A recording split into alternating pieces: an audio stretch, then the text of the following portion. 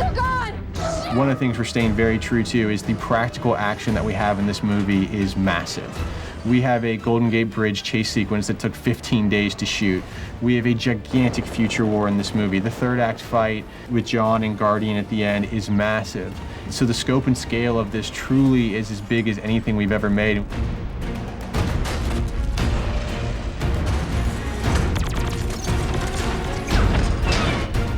You're dealing with robots, and you're dealing with, flying HK drones and spider tanks. So you know you're gonna get CG, but I do think there's also an expectation of practical stunt work. And this movie truly is a blend of both. Terminator in particular has this kind of scale of combat which is specific, I think. There's a way in which Arnold, as the T-800, fights.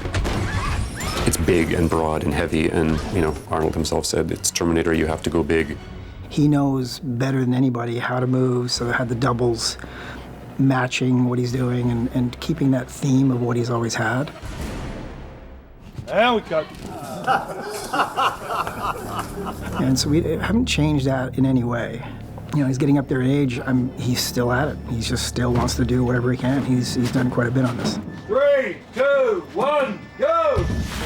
Pops! A lot of people ask me always the question, is okay, so this is a different Terminator movie, this is a different script, it's a different story, it's a different director, different producers, everything is different. I mean, what was different in the way you had to prep for this movie?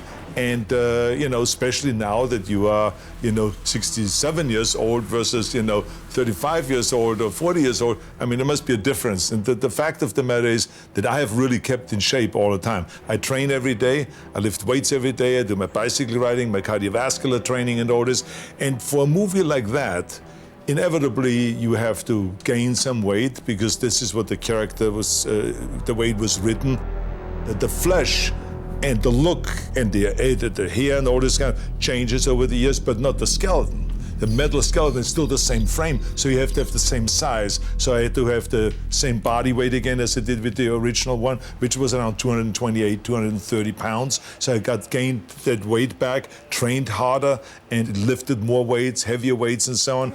And so we went through that kind of a training, and then working with the stunt coordinators and with the stunt people to do the actual training for the stunts and choreographing of the stunts, because there were tremendous, fight scenes. Action.